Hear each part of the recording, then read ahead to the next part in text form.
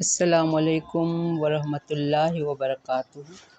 رب اشرح لی صدری ویسر لی امری واحلل عقدۃ من لسانی یفقہوا قولی۔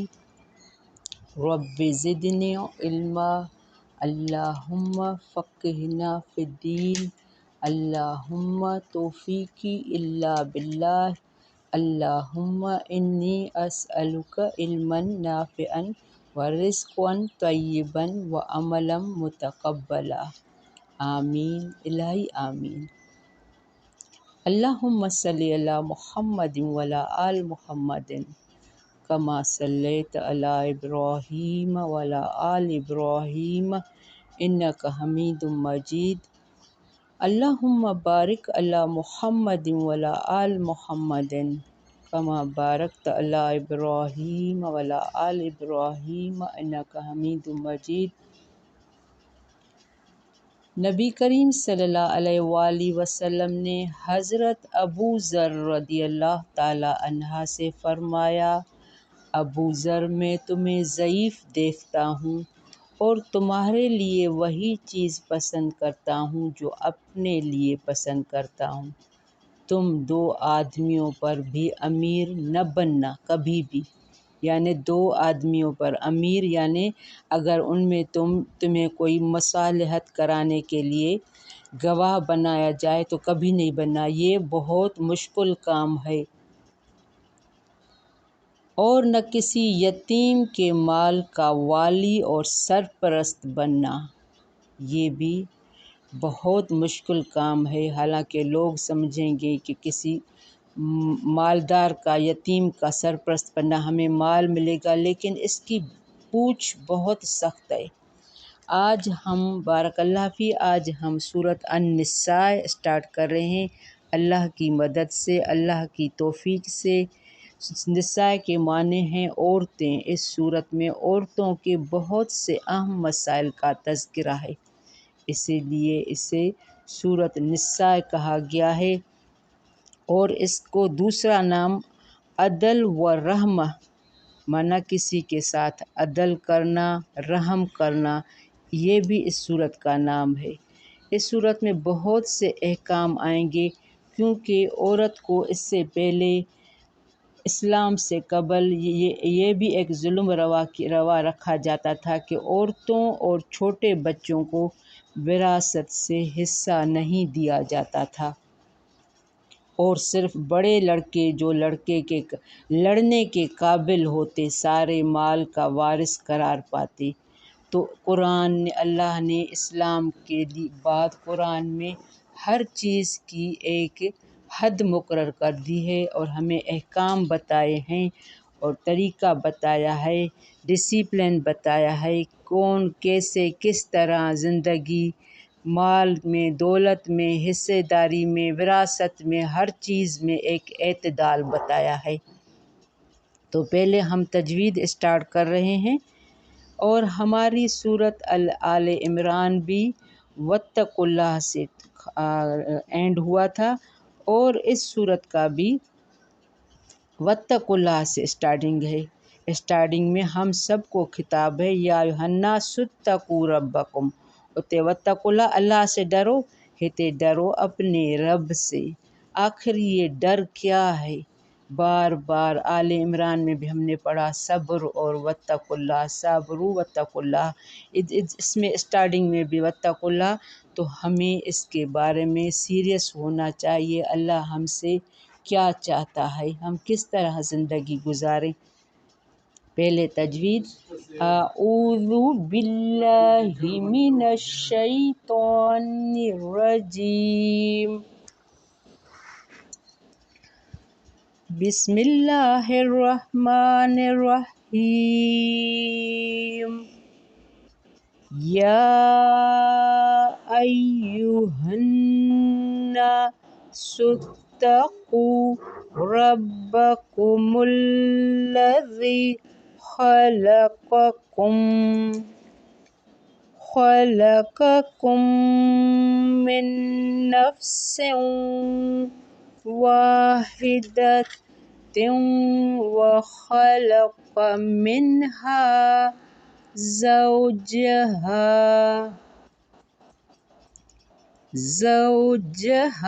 وبث منهما رجالا كثيرا ونساء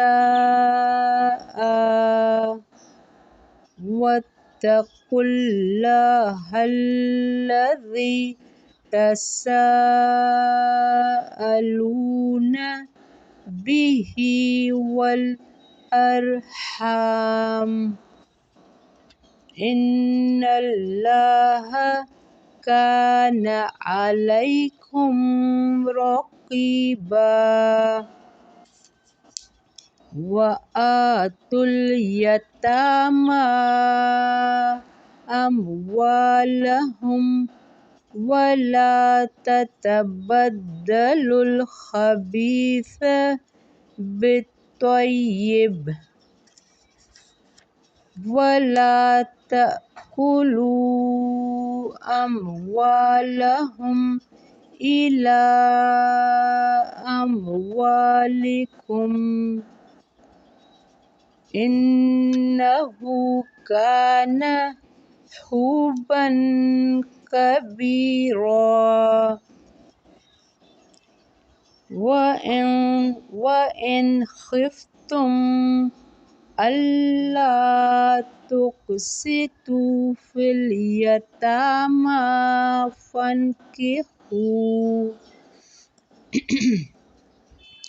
فانكحوا ما طاب لكم من النساء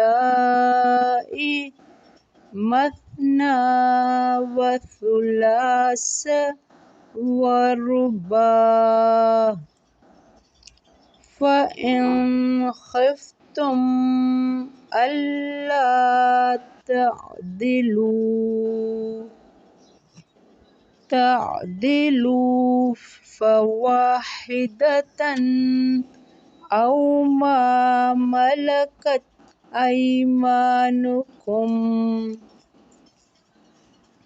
ذلك أدنى ألا تعولوا وآتوا النساء صدقاتهن نحلة فإن طبن لكم عن شيء منه نفسا فكلوه هنيئا مريئا ولا تؤتوا السفهاء أموالكم التي جعل الله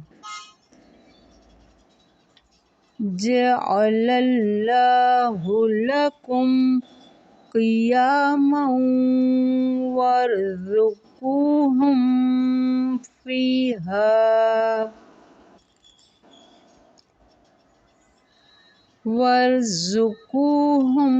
فيها واكسوهم وقولوا لهم قولا معروفا۔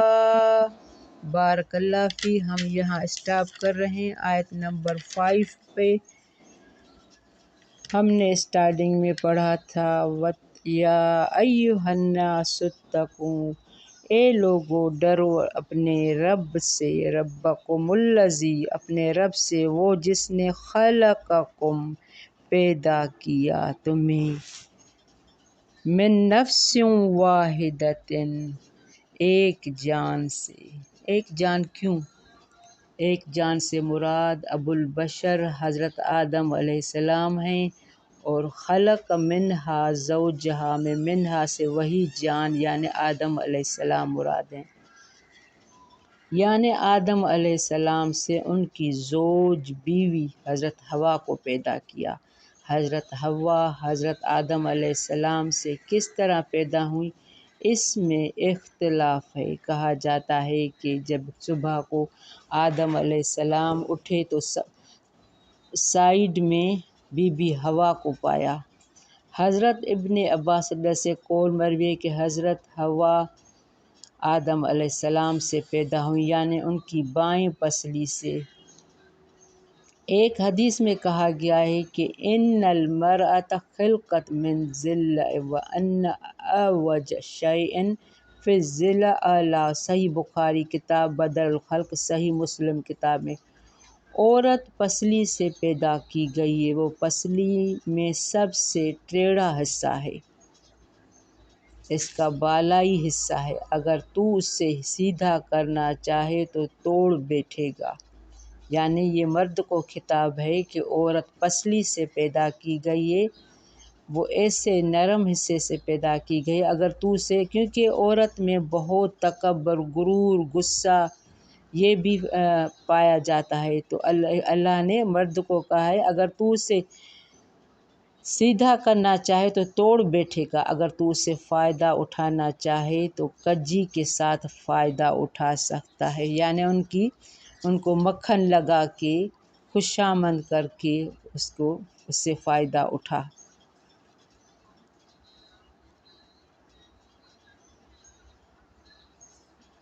آگے من واحدۃ وخلق منہا زوجہا، اس نے پیدا کی اس سے بیوی اس کی، کون؟ حوا، بی بی حوا کو، وبث منہما، اور اس نے پھیلا دیے ان دونوں میں سے رجالا کثیرا ونساء، یعنی آدم علیہ السلام اور بی بی حوا کو پیدا کر کے اللہ نے اس سے بہت سارے مرد اور عورتیں پیدا کی۔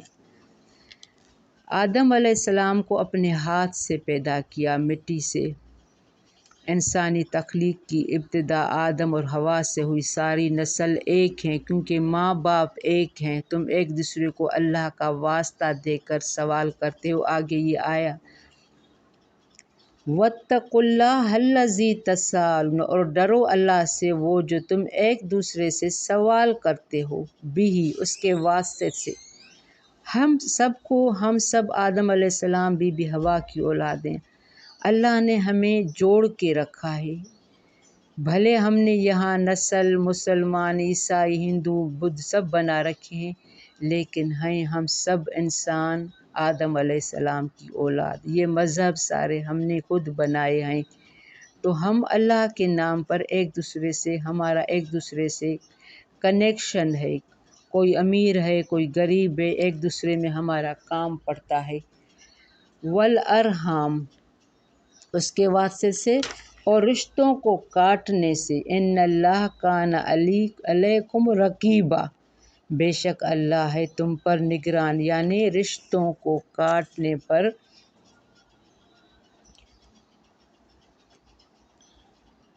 والارحام کا عطف اللہ پر، یعنی رحم، رشتوں ناتوں کو توڑنے سے بھی بچو۔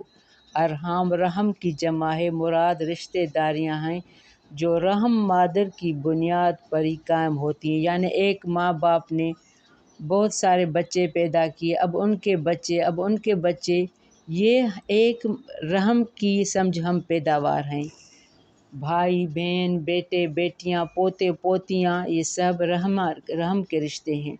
اس سے محرم اور غیر محرم دونوں رشتہ دار مراد ہیں، یعنی کچھ کزن ہیں وہ ہمارے لیے نامحرم ہیں، حالانکہ ان سے بھی ہمارا خونی تعلق ہے۔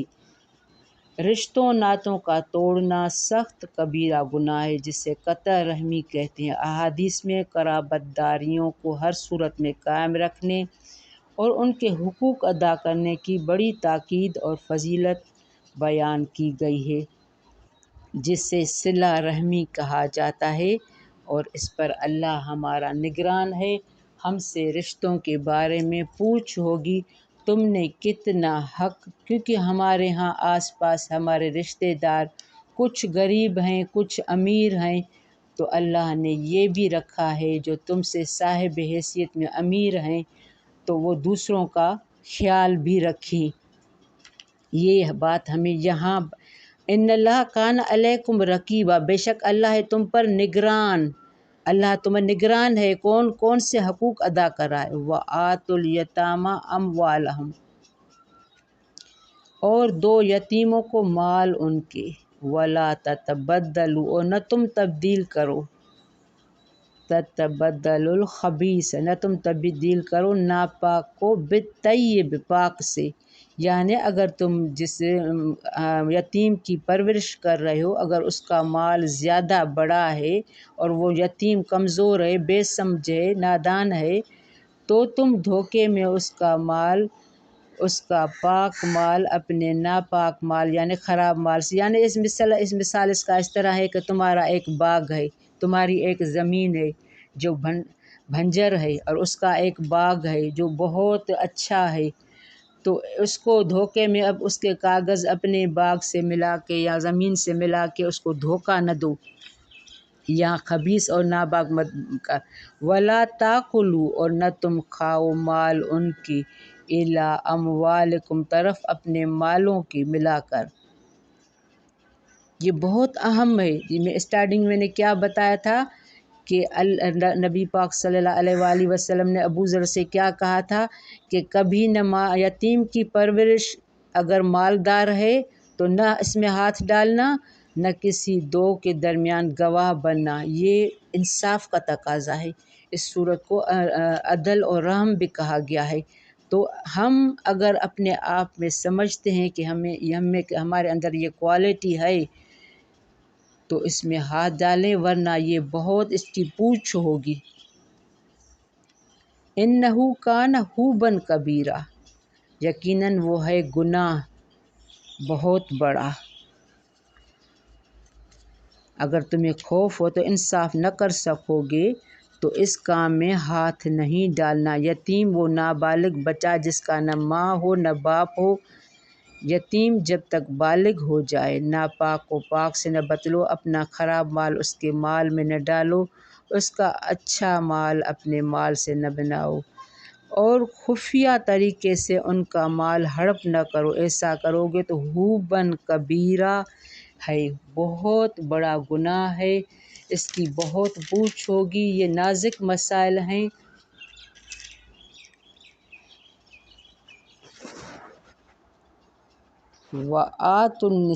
وَإِنْ خِفْتُمْ، اگر خوف ہو تمہیں، اللہ تقسطوا، کہ تم انصاف کر سکو گے، فی الیتامیٰ، یتیم لڑکیوں میں، فانکحوا، تو نکاح کر لو۔ اب یہ مال کے بعد یتیم جو لڑکیاں ہیں جن کے ماں باپ وفات پا جاتے ہیں، تو وہ لڑکیاں بیچاری کس کے ہاں رہتی ہیں، تو اگر تم نے کسی یتیم بچی کو اپنے گھر میں رکھا ہے ان کے ماں باپ کے پاس، تو وہ اس کی بات ہے، یتیم تو نکاح کر لو جو پسند آئیں، لکم تمہیں، من نساء، عورتوں میں سے، مثنی وثلاث ورباع، مثنی یعنی دو دو، وثلاث تین تین، والرباع چار چار۔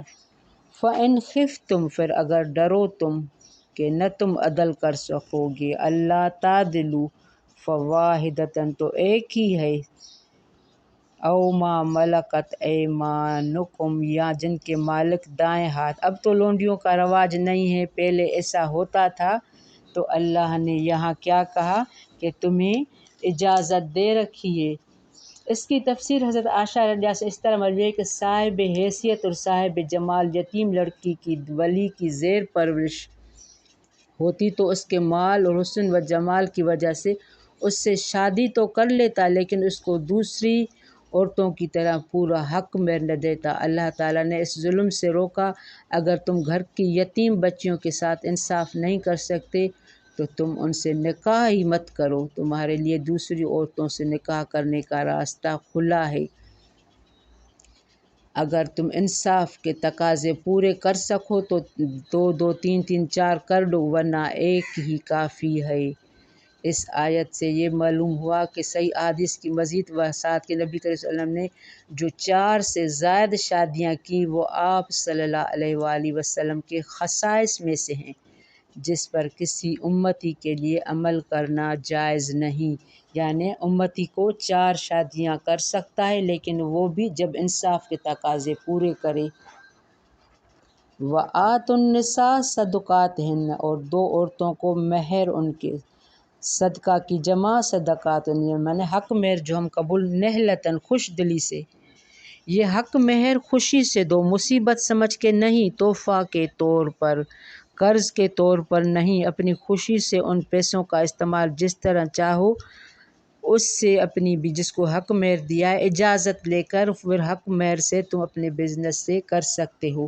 فَإِن طِبْنَ، پھر اگر وہ خوشی سے دیں، لَكُمْ تمہیں، عَنْ شَيْءٍ کوئی چیز، مِنْہُ نفسا، یعنی حق مہر سے کوئی بھی چیز، وہ جو تمہاری بیوی ہے حق مہر سے پیسوں کو تمہیں کچھ دینا چاہے خوشی سے تو تم لے سکتے ہو۔ فَكُلُوا هَنِيًّا مَرِيئًا، تو کھاؤ اسے خوش مزہ خوشگوار سمجھ کر، یعنی جو حق مہر تم نے دیا ہے وہ لے کر تم استعمال کر سکتے، لیکن اس کی اجازت کی۔ وَلَا تُؤْتُوا السُّفَہَاءَ، اور نہ تم دو نادانوں کو، أَمْوَالَكُمْ مال اپنے، الَّتِي جَعَلَ اللَّهُ، وہ جو بنایا اللہ نے تمہارے لیے، قیاماً قیام کا ذریعہ، زندگی ضرورت پورا کرنے کا ذریعہ، وَارْزُقُوهُمْ، اور رزق دو انہیں، فیہا اس میں سے، وَاکْسُوهُمْ، اور پہناؤ انہیں، وَقُولُوا، اور کہو، لَهُمْ قَوْلًا مَعْرُوفًا، کہو انہیں بات، یعنی عورت کا حق ہے کہ وہ حق مہر مانگے، اس میں گناہ نہیں ہے، اور جو مال ہیں وہ اس کو تم انصاف کے ساتھ کھا سکتے ہو، اور ان سے بات اچھے اخلاق سے شائستہ قولا معروفہ معنی شائستہ گفتگو کرو،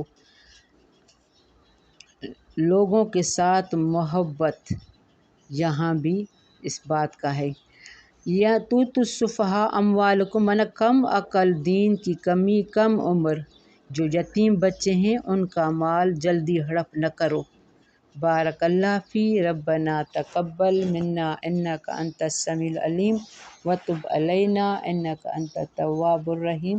السلام علیکم ورحمۃ اللہ وبرکاتہ۔